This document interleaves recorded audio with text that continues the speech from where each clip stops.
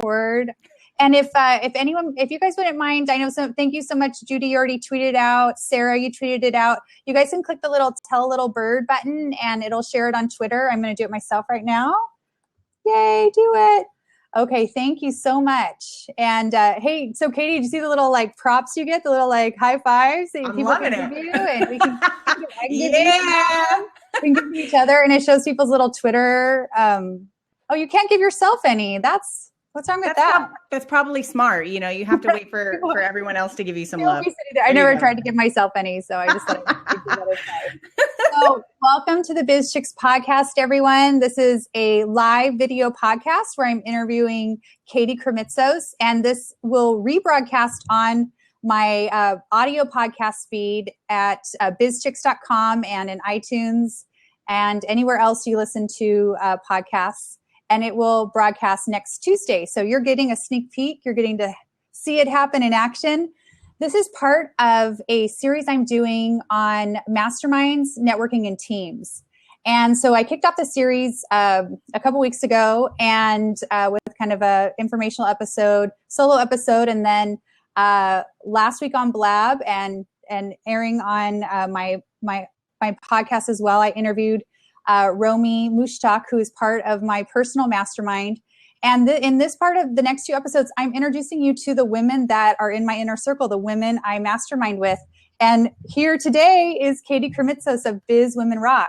So Katie is also a fellow podcaster, and she and her husband, Chris Krimitsos, who also has a podcast called, is it Story Jam Theater? Do I have it right, That's Katie? Exactly it. Yep. Story Jam Theater. They also run a local business called Tampa Bay Business Owners.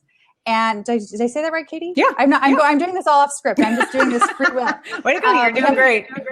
Tampa Bay Business Owners. And they have it's a networking group. They provide training. It's a member. You have to be a member of it, but you also can attend any of their trainings by buying a ticket.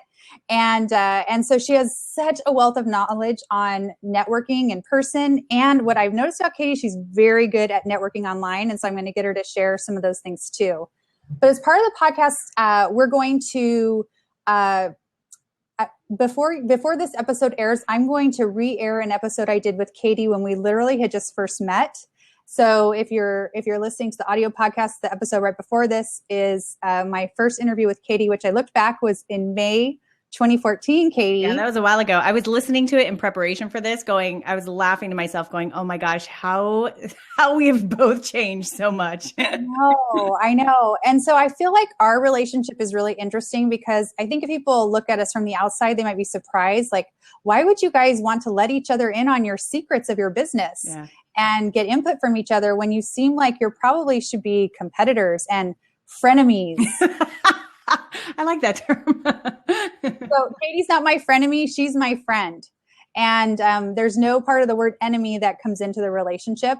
But I want to go back. I want to go back to when we first launched our shows, because I literally think we both got the idea for the shows about the same time in end of 2013. Yeah. Right. And then we started both at the same time, not knowing what the other person was doing, having kind of the same idea, preparing to launch a podcast. But you did something that I wish I had done. And so tell everyone what you did in preparation to launch. You did some pre-launch stuff that I really admire. When people ask what I would do differently, I always say, well, I wish I would have done what Katie did, which was tell them that you started doing some things on Facebook. Yeah. Yeah. Right away, we started a Facebook page and just kind of put the brand out there. Like, we knew we were starting this podcast, but, in December of 2013, obviously it hadn't launched yet. But I knew I wanted to do it, knew that it was connected to this brand. So we launched the page just to kind of see if people would resonate with the brand. And they did. We ran Facebook ads to it. We ran ads directly in front of people who we thought would be a really great audience. And within 2 weeks, we had 2,000 likes on our page, and it was very active. So we really did a lot of pre-launching of the brand and hey, here's a picture of me getting ready for this interview. And so we got people excited about it before the show even came out. Yeah, I think it's so smart to have to build excitement. So you did a couple. I think a lot of people will be scared like, oh, I don't know if I want to put a page up before I have like my business set up, my website set up. Did you have your website set up, or did you start the page before you had the website? No, I did not have a website set up yet. We had the page ready, and probably I want to say that maybe the site did not go live until the podcast went live, which was like 2 months later. So the Facebook pages are so good for being able to launch a brand as a trial period, because you can do it and it can be internal and you don't have to take anyone anywhere until you're ready to do that. And so let's pretend that your idea bombs and no one connects with it, which is very unlikely, but let's pretend that happens. Like, okay, so you've lost some time, maybe a couple of dollars that you put into Facebook ads, and now all you need to do is take down your page. So it's such an easy way to be able to just test the market. I love that. And it's so true. But it built momentum for you. So you had momentum going before you launched. So I did something different. I started on Twitter because I kind of wanted to learn Twitter. I didn't know Twitter very well. And I thought, well, with this business, I will try Twitter. But I didn't have I was new to Twitter, so I didn't quite know what I was doing. And I was learning. But I really wish, looking back, that I had started the Facebook page so much sooner. And then you started a Facebook group. When did you start your Facebook group? So the podcast launched in February of 2014. And I want to say it was April of 2014. So 2 months, March, April. Yeah. 2 months later, I launched the group with no idea really what the heck I was doing. Just sort of a desire to be like, okay, I kind of want to bring my listeners together. And that was it. And my husband, who's the brilliant idea guy who kind of seeds most of the ideas that end up getting implemented for Biz Women Rock, because he's a genius marketer and all that sort of stuff. He had said, like, you should do a group. And I sort of seeded it. And I was like, let me think about this. How would I do this? And so, so I just kind of started the group going, let's see what happens. So not too much longer afterwards. Yeah. So your Facebook page for your business page have built up really quickly. And so you did that. You did ads to drive people to your page. Yeah. And then what did you do to grow your group? So immediately, there were a couple of things, but immediately what I did is I did Facebook ads to my page, because the page, I don't remember how many people it had on it at that time, how many likes, but I want to say it was probably 8,000. I mean, it was a significant amount by then. And so I drove Facebook ads directly to that page. So people who already knew the brand, already resonated with it.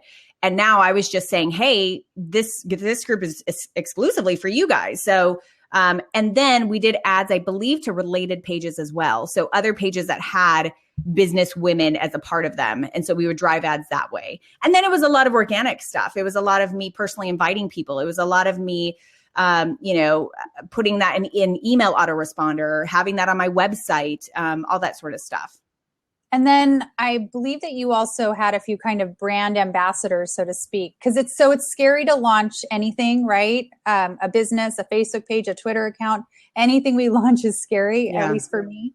And the way I felt about my Facebook group was like the field of dreams. Like, well, in the field of dreams, if you build it, they will come. But I've experienced you can build it and they don't come. So I was worried about that. What happens if I build it and I'm the only one in my group and it's not really a group, it's just Natalie hanging out.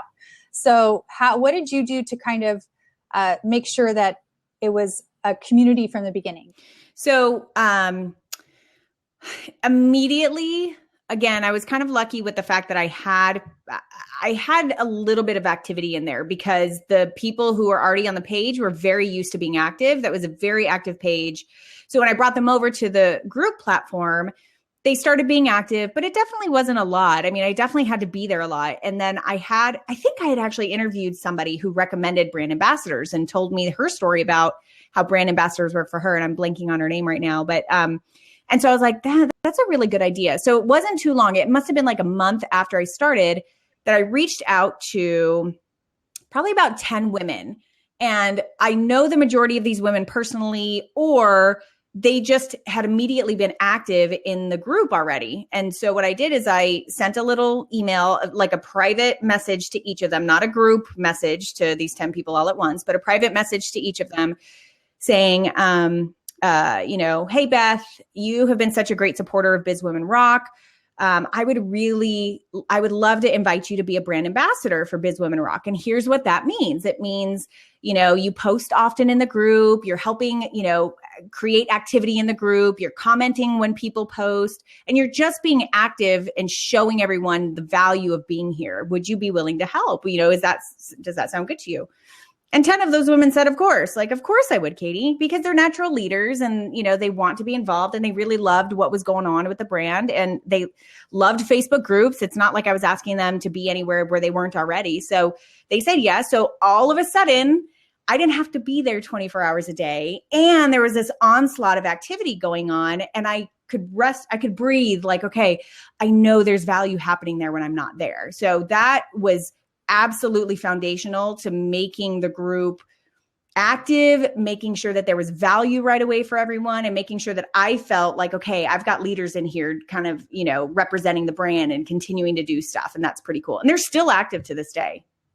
I really like it because I think that it's such a great example that anyone could use in anything they're launching is to ask people to be a brand ambassador for you. And I also like how you said you ask them individually, because when we ask people as a group, if we send a group email out, you get what's called the herd mentality. Yeah. And so everyone thinks, well, someone else is going to do it. Someone else will do that for Katie. So it doesn't have to be me. And especially for new podcasters out there, or anyone launching anything. I know for myself, when I was launching the podcast, I was asking my friends and family, would you, subscribe to my show? Will you rate and review it? And they didn't understand my sense of urgency and they weren't brand ambassadors. And they didn't quite understand the situation I was in. I needed to find people that understood what I was doing. And also when I started asking them individually and sharing more what it was about and saying, I think you'd like this episode if you listen to it. And, so just being very intentional and specific has been really helpful. And that's what I recommend to my clients and anyone else I'm working with is to do those individual asks because it's a lot harder to say no to someone. If Katie asked me to do something, I'm pretty much going to do it. So, but if I included you in a message with like 50 other people, like it's so easy for you to be like, I'm out of this conversation, right? Like none of us really like that. So there's a lot of power in that individual ask.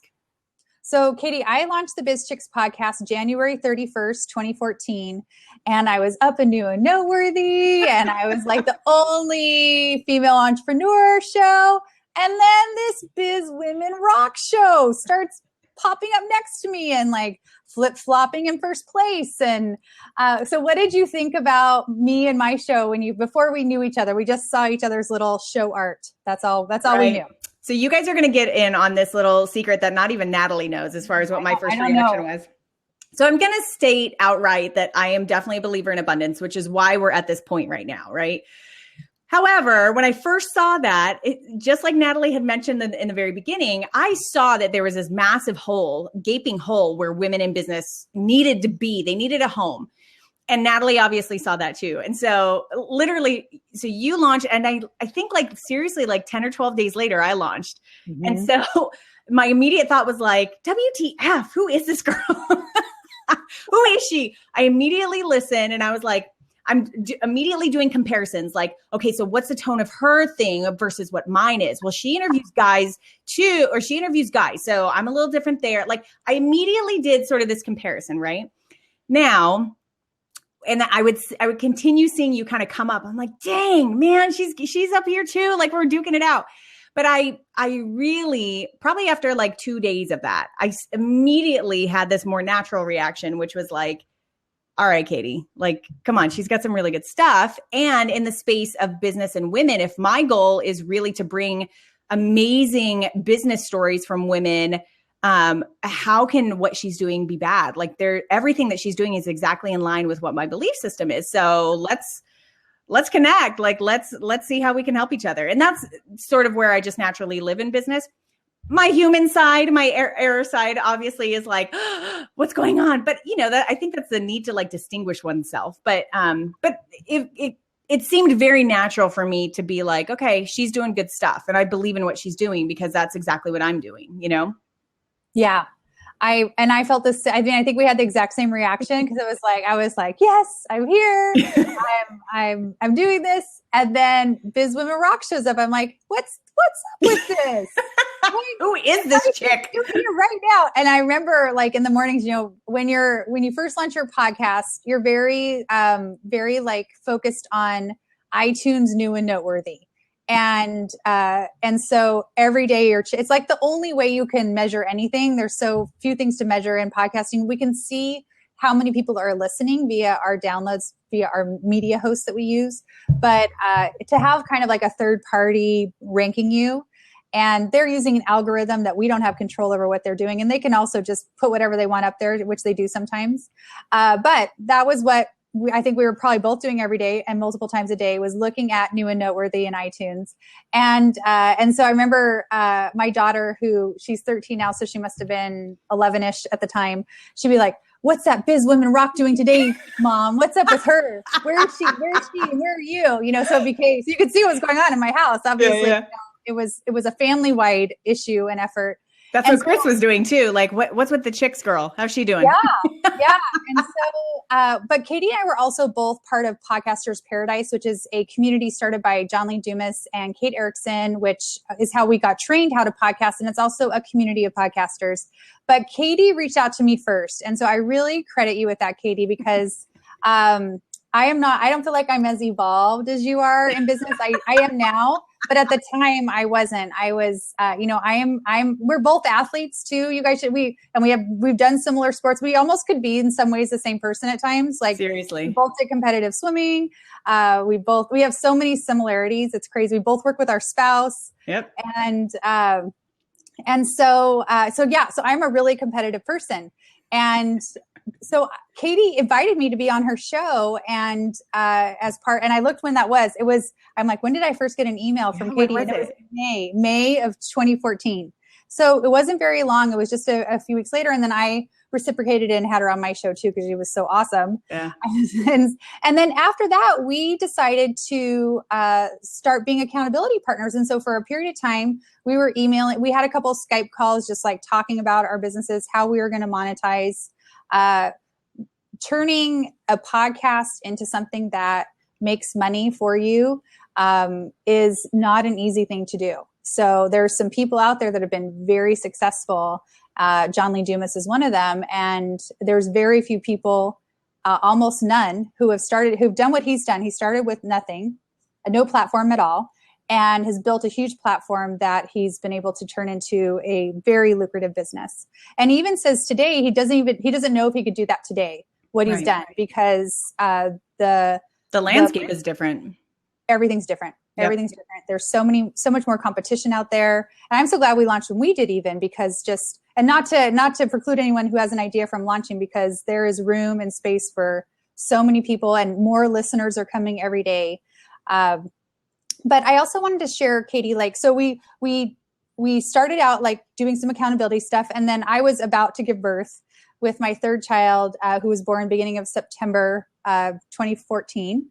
And now you're about to give birth. Oh yeah. Like literally like days away. I was afraid to publicize this Blab because I was worried Katie was going to go into labor over the weekend. So I didn't publicize it until this morning. But anyway, I just really, I really enjoyed having that connection with you. And then, we've stayed in touch and had Skype calls here and there, and one of us, wanted to check in with the other one. And then this summer, I told you about this mastermind I was in. And I was like, Katie, we had a call. We were talking about like how we're monetizing, what the different things we're doing. And we like to give each other ideas. And I went on and on about my mastermind. I was like, Katie, you've got to get a mastermind like this. Like, you need one for you. And so then what did you do, Katie? So then I contemplated whether I wanted to start my own mastermind. And the truth is that I'm so much a starter and a leader in every other area of my business. And this was one area that I did not want to be the leader in. I just wanted to like participate. I wanted to be the participant. So I kind of like slyly asked Nat, I was like, so do you happen to have an extra spot available in your mastermind? To which she turned me down and she said, no, we're happy with 4. And I was like, hey, no big deal. Shoot, I think I overstepped my bounds. No, I didn't feel like you overstepped your bounds at all. But I really have, and something that I talk about when you're forming a group is to have diversity in the group.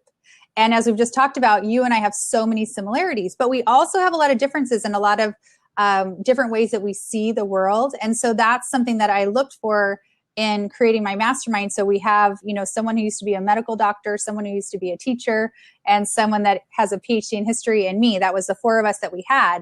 And so I went to the group and I talked to them and I said, and they all know who Katie is. And I said, I was telling Katie, I was bragging about you guys at Katie, and she asked to join us because she thinks you guys would be awesome. And I said, but I told her no. And then literally like a few weeks later, I realized that wasn't right. I didn't ask the group what they wanted to do. I decided for the group. And I really want this mastermind to be a peer-to-peer relationship. And I'm not the leader. I helped bring it together. But we take turns facilitating. We take turns starting the Google Hangouts most of the time, except for only two of us know how to really start them. And so I literally like sat up in bed one night and I was like, I didn't ask the group. And so I went back to the group and I said, you guys, I realized I didn't invite you to weigh in on if we want a fifth, do we want to get bigger? And if we do, should we invite Katie? And so immediately, I think Liz said she definitely wanted you to come because she was very interested because you're launching courses. And one of the things that you're launching right now is a Facebook group course, a group on how to run a Facebook group course for your business. Yeah. And Katie, if the webinar is still on replay and you can put the link in the chat box, because some people may want to watch that. Yeah. I will feel free to do that. It's fantastic. It's a webinar I've watched and I highly recommend it. So most of us in the group have an interest in speaking and have an interest in growing our businesses on a big level. And we also have an interest in, many of us have an interest in creating a course and have ideas for courses. And I've been talking about doing courses. So the fact that Katie had moved forward on that was really made her fascinating to all of us. And so the other members of the group who weren't as familiar with her said, let us listen to her show. Let's check her out. And then immediately we're like, yes. So then we invited you into the group. And so what was it like for you? Because you joined a group and so I thought this might be interesting. And I think we could have done a better job of onboarding you into the group. We kind of just threw you into the mix.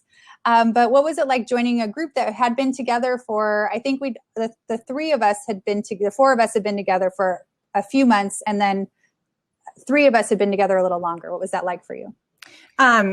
It was awesome. I have been part of in-person masterminds before, and I'm very used to networking. I'm very used to sort of being part of meetings. And so it didn't throw me for a loop. I think if I had never done a mastermind, it probably would have, but I already got the concept. I knew what it was about.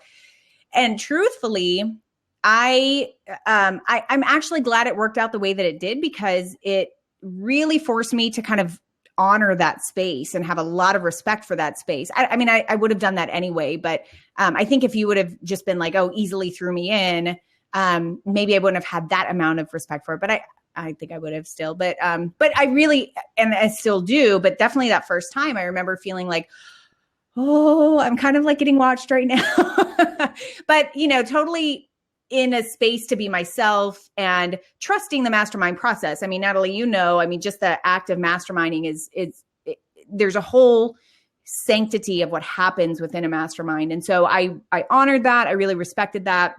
And I felt very humble that I was allowed to be there. And so I think in a really good way, in a way that like really enabled me to be very, and still be very like, attuned to what everyone's needs are, making sure I'm, providing value for people, making sure I'm, getting what I want out of there, all that sort of stuff. So it was a great experience from the get-go.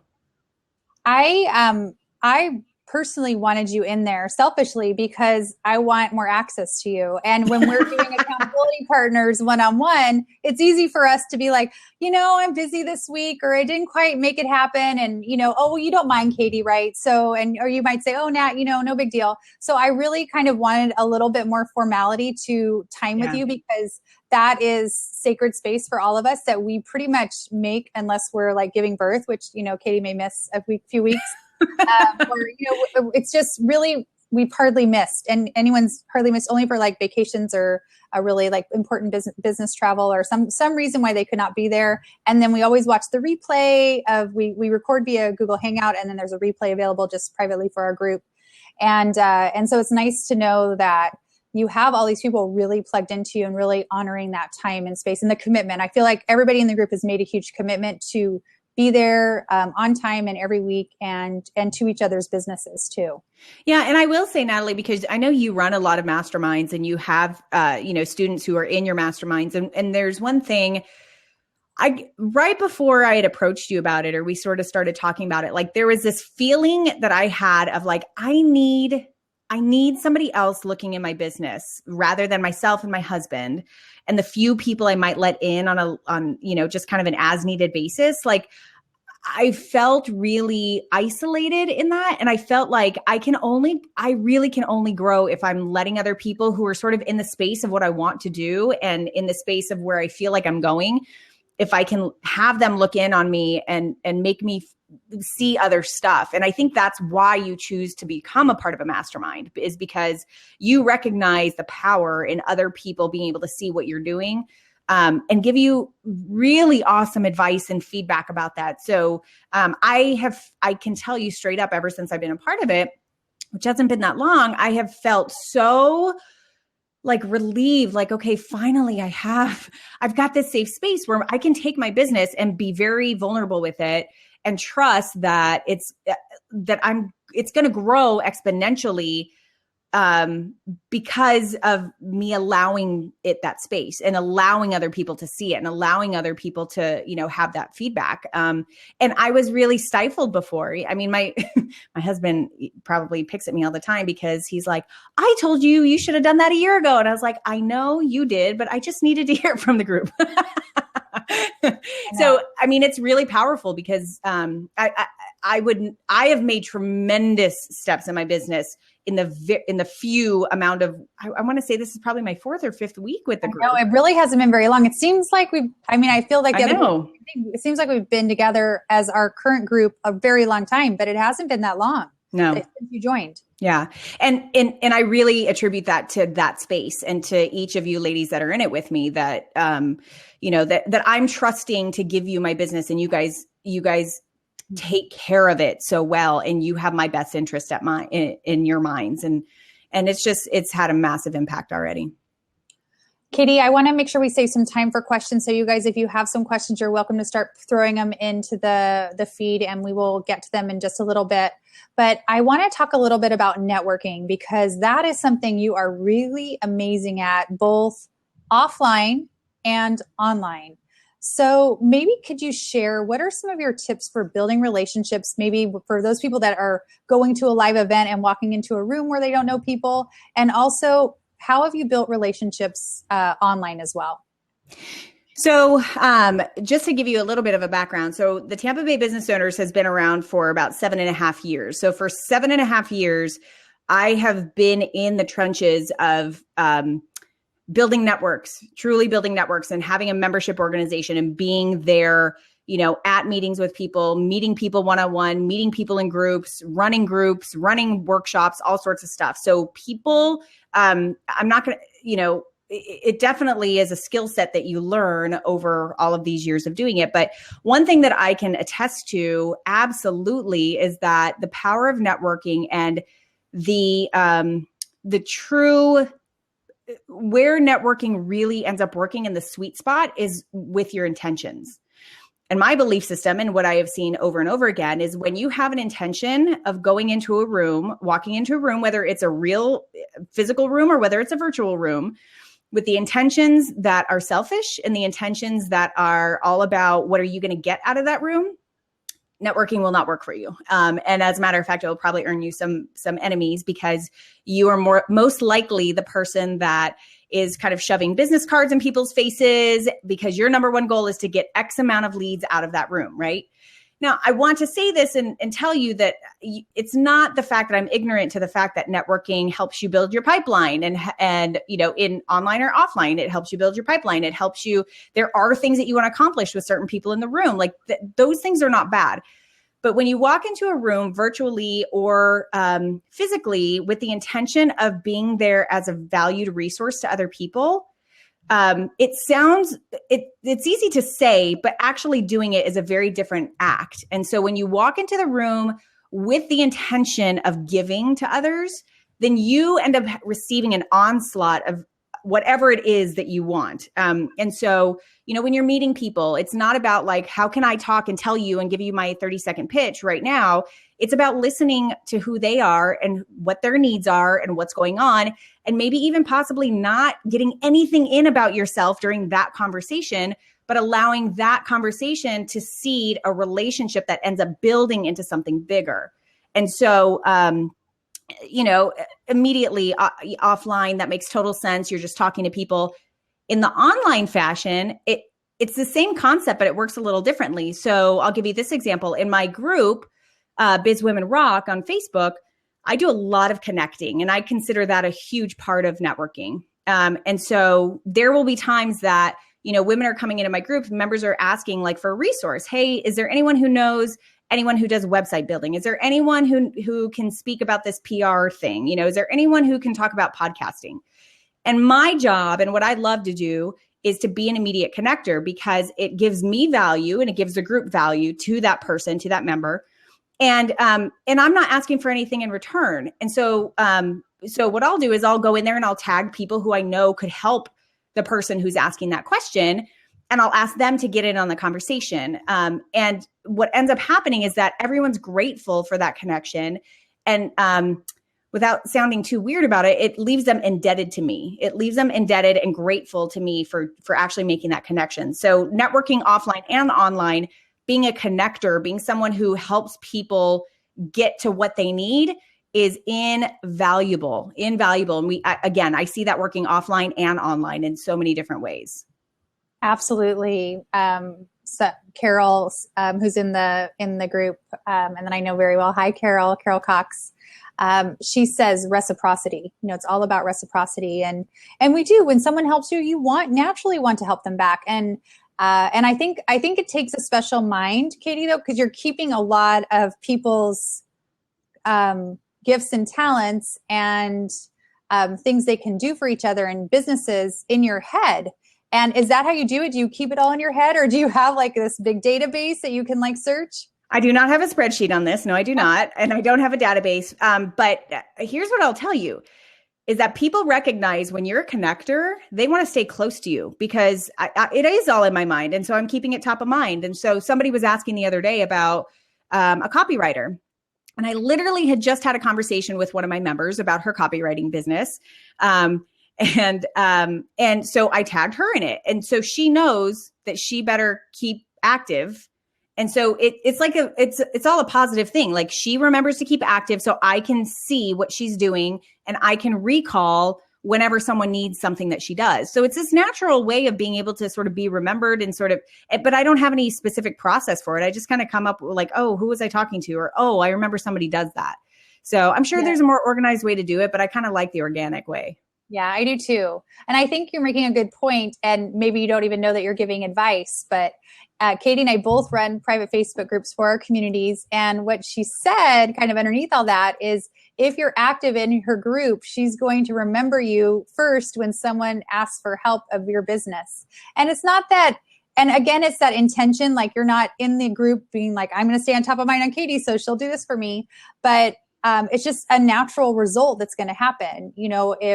If you're an expert in LinkedIn and I have a client that needs help with LinkedIn, whoever, and I know lots of different LinkedIn experts, whoever has been like at top of mind for whatever reason is going to be the first person I'm going to recommend, or whoever's been really helpful in my group to other people, without asking for anything in return. You just want to, like, I naturally want to help them even more. And I think it happens vice versa. It's just kind of just like you said, human nature.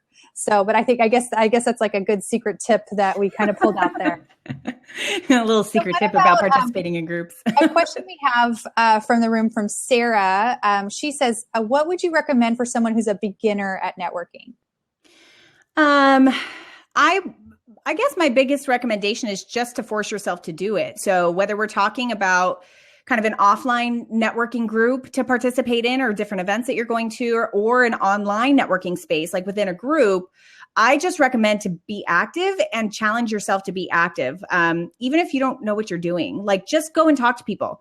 My thought is that everyone can have a conversation. And even though you're going to, let's say, a business event, it doesn't have to be business related. Some of the people that you have the fondest memories of at an event that you just left have nothing to do with the business conversation. So, within the logistics, I don't want to break down the communication here, but within the logistics of a conversation, find common talking points. So, hey, how long have you been a member of this group? Oh, really? Oh, yeah, I was thinking about joining. What do you think about it?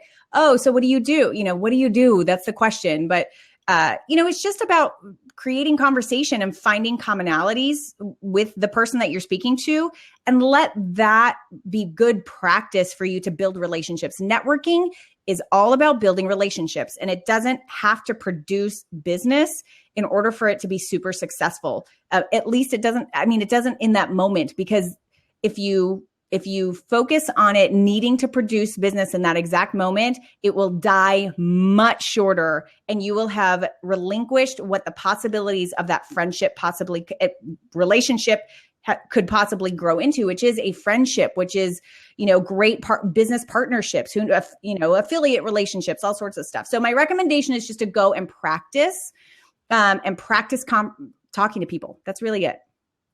What about, Katie, for someone who, say, wants to meet someone? And so say I'm in your Facebook group and we don't have the relationship we have. I'm just, I'm just someone in your group, and maybe I'm kind of new in your group, but there's people I'm interested in connecting with. Mm-hmm. How could I connect with them outside of the group? What are some things people could do that maybe don't have a relationship with you yet?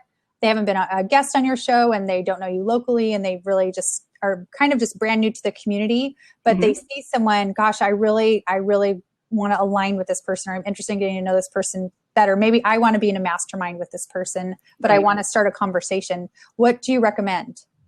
So one thing you can do in that situation, like if you're part of a Facebook group where it is virtual and you're sort of connecting with people, this is my interpretation, so please take this with a grain of salt.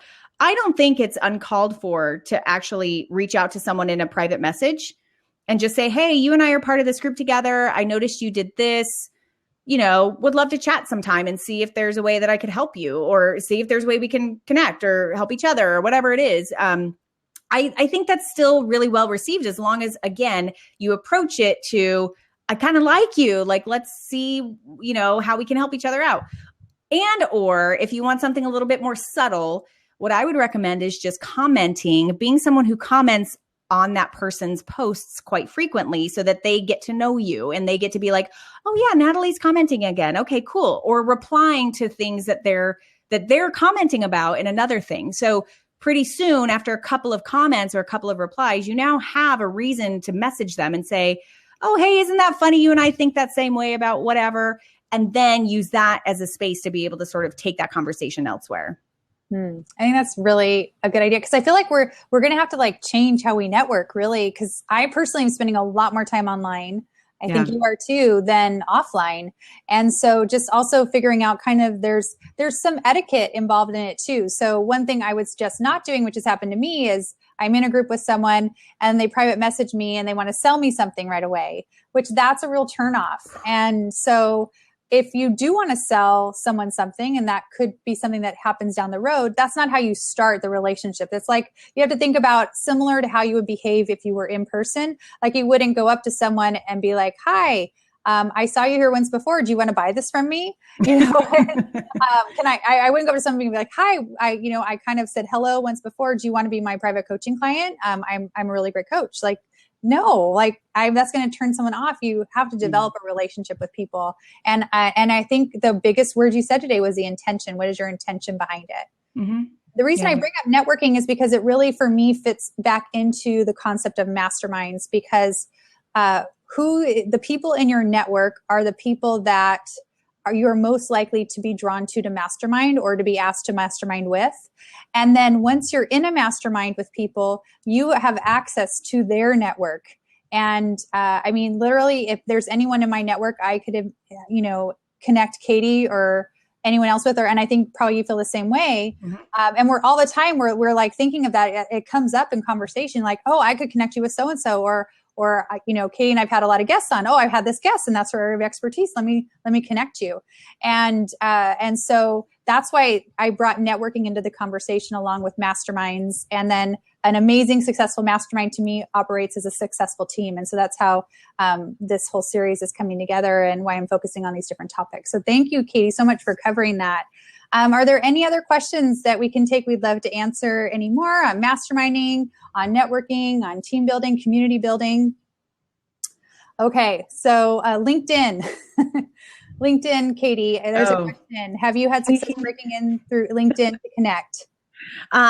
So if I were active and loved LinkedIn, sure, I could probably take care of that. But I'm going to be straight up with you. I love Facebook and I am hardly on Twitter because I don't love being there. And I definitely am never on LinkedIn. So I'm going to be straight up and say that. And I'm a big believer in trying new platforms and optimizing them the way that they need to work. But right now, because my time is limited with this little growing thing in my belly, I am very choosy about what platforms I'm on. And because I love being on Facebook and I totally get to optimize what I do there, I choose to focus on that. So I can't answer any LinkedIn questions. I'm sorry. But I know amazing women and people who can.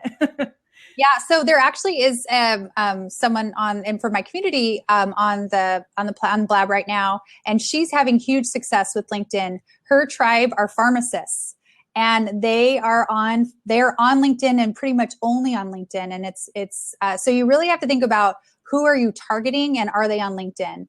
LinkedIn has worked for me in terms of connecting with some guests, because one of the positives I like about LinkedIn is when you send someone an email, it goes to their email box 90% of the time. Very few people change their settings. So you're literally it's like the same as sending an email to someone. Wow. So it really depends on your business. And and for me, I've also used LinkedIn. I connect with every guest on LinkedIn. So it's kind of just a way for me to have long-time access to them. If their business changes or their email changes, I'll still be able to connect to them through LinkedIn. So that's how I use LinkedIn. But yeah, so anything else before we go? Let's see, we have one more. How much time is a great question, Katie, on community building? How much time do you spend each day in your own Facebook group? Okay, so straight up, I can't say an average, but there are days like today. So Mondays tend to be, because I run, the business with my husband, I'm very deliberate about what days are spent doing what business. So Mondays tend to be my local company's business. And so I might do one post in my group which will take me 5 seconds. And then I don't check it again until 9 p.m. tonight. And then I might be active for 15 minutes in there, just kind of, checking to make sure everything's good, commenting on certain things. So some days 15 minutes. And then other days, definitely a lot longer, just because I'm super active in there. So maybe, just within the group, I don't think it's ever over an hour a day. But there's, for all of you guys who are active on your social media, it's just if you really racked up the amount of time that you're on there, tweeting with people and Facebook messaging people. I mean, I'm sure it adds up, but it's where I love to be. So truthfully, it's not, as far as me activating the group, it's actually very little time. Awesome. There's a question about your course, Katie, since we've talked so much about Facebook groups and some people have come and gone. Could you share again and maybe say out loud the link so people on audio might be able to hear it too? Although I guess it'll be over. What will happen if people are interested in the next time you launch as well? Yeah. So quick description about the course is that it's called Facebook Groups Rock, and it is all about how to leverage Facebook groups for your business and how to do exactly what Natalie has done, what I have been able to do, what so many other great people and leaders have been able to do, is really kind of wrap their arms around a community and around their tribe and use it as a community. So, the course itself, the replay of the webinar that I did a couple of days ago will go down Tuesday. This is tomorrow, Tuesday. What day is this? I have baby brain. You guys. Today's Monday. Thank you. Monday. It ends tomorrow, right? Yeah, September 28th, I think, or 29th. 29th. That's tomorrow. Mm-hmm. So it'll go down tomorrow at 9 p.m. Eastern time, and it will not be available anymore because I'm going into baby hibernation. So if people do not get access to that, it will open back up, but it probably won't open back up until November-ish. And it definitely will not open back up to the pricing that I have right now. So just as a FYI. So if you have any interest in learning from the webinar and or seeing what the course is all about, you can go to bizwomenrock.com. facebook.com/FBG replay. That stands for Facebook Groups Replay. And I put the comment and the link in the comments here so you guys can check that out. Okay, great. I'm putting it in right now again. There we go. Thank you. So I think I got it right. So FBG stands for Facebook Group Replay. So I watched it, you guys, and I thought I knew everything there was to know about Facebook groups, and Katie still taught me a ton of stuff. So highly recommend check out her webinar. And if you're interested, take her course because she's awesome. And the name for your course came from your community. It did. This is one of the things that I really tout about having a community is that I was so stuck on what the heck should I call this course? And I put it out there and just said, hey guys, I'm kind of working on this course. Here's a couple of ideas I have for names. What do you think? And oh, P.S., if you happen to think that you might be interested in a course like this, let me know. And I think I had, I want to say like 50 or 60 people comment and they came up, Edie Berg right away came up with the name. And then all sorts of dozens of people were like, yep, that's it. I like that one. So I was like, okay, obviously that's the name. And then everyone else, I think everyone except for one person actually said, yes, I'd be interested in this course. So again, another really great way to kind of test your market. Well, Katie, I want to respect your time, and I want to thank you so much for being on Blab. This is your first Blab. I thought you did fantastic. Thank you. And thank you guys all so much for being patient with the sound stuff. Yeah, we had some, audio stuff going on my end at the beginning, but we worked it all out, and everybody was patient. And Katie, you're one of my very few repeat guests ever on the Biz Chicks podcast. I'm so glad to know you, to be in a mastermind with you, to be part of your community, and to listen to your show. You guys can catch her at bizwomenrock.com and just search Biz Women Rock on any podcast platform and subscribe to her show. Awesome. Thank you so much, Natalie. You're a rock star, man. Thanks, everyone. Have a great day. Bye, guys.